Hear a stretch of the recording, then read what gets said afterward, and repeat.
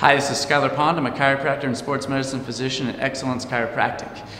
We're about to do the third part of a 5-part series on soft tissue preparation for performance. What we're going to go over this time is a technique called pin and stretch. You can call it bootleg ART. It's a very simple concept. You shorten the tissue, you apply pressure onto it, and then you actively lengthen it. It's very, very effective for separating fascial adhesions to muscle and also isolating a specific part of the muscle that you want to stretch out preferentially, either because it's the only tight part in that muscle or because you have an injured part of the muscle that you don't want to put a whole lot of tension through and you'd rather stretch out other elements of it. So let's go into it. Let's show you what that looks like. Let's say I have an injury to my bicep here.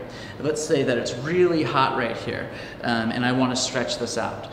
This would be an appropriate technique to do right before a workout if I was doing it fairly lightly. If I wanted to go really deep and really therapeutic with it and really kind of separate fascial adhesions, I keep this more in that phase 1 a couple days before, not right before a workout. It depends on how inflammatory you're going to make this.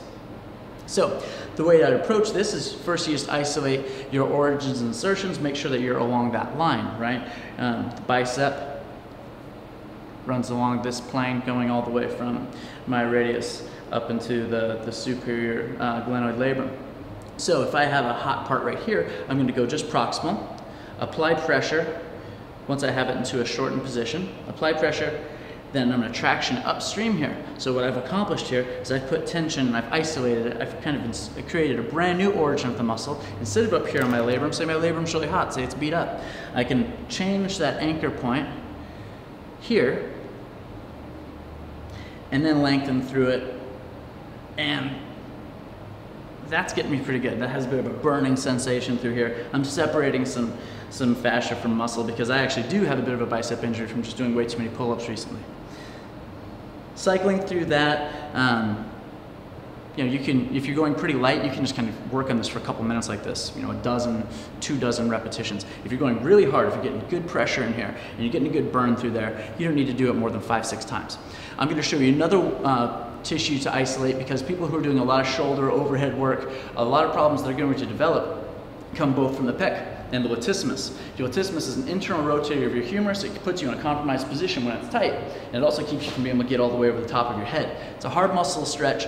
You probably just hanging from a bar. Pin and stretch is a really good way to get that done. So your latissimus is going to pull your humerus close to the body. So all you have to do is bring that close to the body. Now we know we're in a shortened position. Isolate that muscle. It's going to come off of your humerus and attach along your ribs, along your spine, all the way down to your iliac crest. It's pretty long, huge muscle, so how about we isolate a piece of it? Closer to the shoulder would be more relevant for us. So I found a piece that I'm interested in. I'm going to apply pressure in, pull down, isolating my stretch here, close to my shoulder. Do the same thing with my elbow down. You just can't quite see this so well. Hold an object, relax, pull away. And that gets a pretty effective stretch. I'm getting a bit of a burn on that too. I'm sure I'm separating some of those fascial bonds that I got from doing too many pull-ups.